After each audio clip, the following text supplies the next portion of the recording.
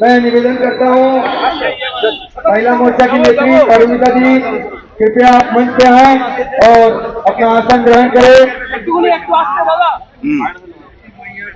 बोलो बोलो बोलो दादा दादा আজকে হাইকোর্টের যে রক্ষাকর্তা শুভেন্দুকে मैं सुब्रजीत दत्त कटाई से भी निवेदन करता हूँ कृपया मंच पे आए। দেখুন, শুভেন্দু অধিকারী থেকে এই রাজ্য সরকার মমতা ব্যানার্জি मनोज गोस्वामी जी से উনি निवेदन करता हूँ জানেন রাজনৈতিক ভাবে তার বিরুদ্ধে লড়তে পারছেন না, তার জন্য উনি পুলিশকে লেলিয়ে দিয়েছেন। রোজ মিথ্যা মামলা হচ্ছে, রোজ তার এগেনস্টে মামলা হচ্ছে।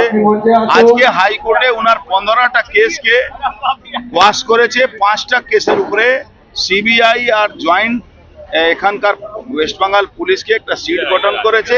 তার ইনকোয়ারি করে তারা রিপোর্ট দেবে কোর্টকে, তারপরে ডিসিশন হবে। এটাই পুলিশের কি ভূমিকা? একদিকে যেমন এসএসকেএমের ঘটনা, অন্যদিকে রুরালেও একজন নার্সকেও কিন্তু হুমকি দেওয়া হয়েছে এবং এই রাজ্য সরকারের পুলিশ, সিভিক পুলিশ তারাও এই ধরনের নোংরা কথাবার্তা। দেখুন, বাংলায় পুলিশ তো নেই, তো সিভিক ভলেন্টিয়ারে পুলিশ চলছে রাজ্য।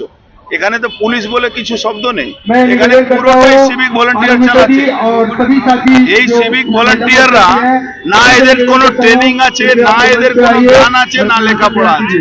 আজকে পশ্চিমবাংলা পুলিশ যতটুক আছে তারা দলদাস হয়ে গেছে, তারা এই সিভিক ভলেন্টিয়ারকে নিয়ে চলতে বাধ্য হচ্ছে, নিয়ে না পাচ্ছে তা সত্ত্বেও এই দলদাসের কাজ করছে। এরাও বুঝে গেছে এই সরকার যাচ্ছে, তার জন্য এদেরও ভূমিকা কিছু নেই। এখানে মা বোন কেউ সুরক্ষিত নেই, সাধারণ মানুষও সুরক্ষিত। বিভিন্ন সময় দেখা যাচ্ছে পুজো বন্ধ করে, ছট পুজো বন্ধ করে এবং আজকে কিন্তু হাইকোর্ট থেকে হয়েছে এবং সেখানে পারমিশন দিয়েছে। এটাকে নিয়ে কি বলবেন? দেখুন, আপনি এই হাবড়ার পুজোর ব্যাপারে বলছেন, এরকম আরো একটা পুজো হাজিনগরে, ওখানে মুসলমানরা ওই পুজো হতে দেবে না টিএমসি কে সঙ্গে নিয়ে, টিএমসি কাউন্সিলর ওকে সঙ্গে নিয়ে। এই দুটোই পুজোটা হাইকোর্টে পারমিশনে করতে হচ্ছে।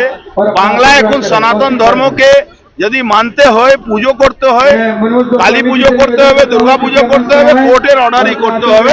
যদি এই সরকার না থাকে, সনাতন শব্দটাকে মুছে দেওয়ার মমতা ব্যানার্জি পরিকল্পনা করছে।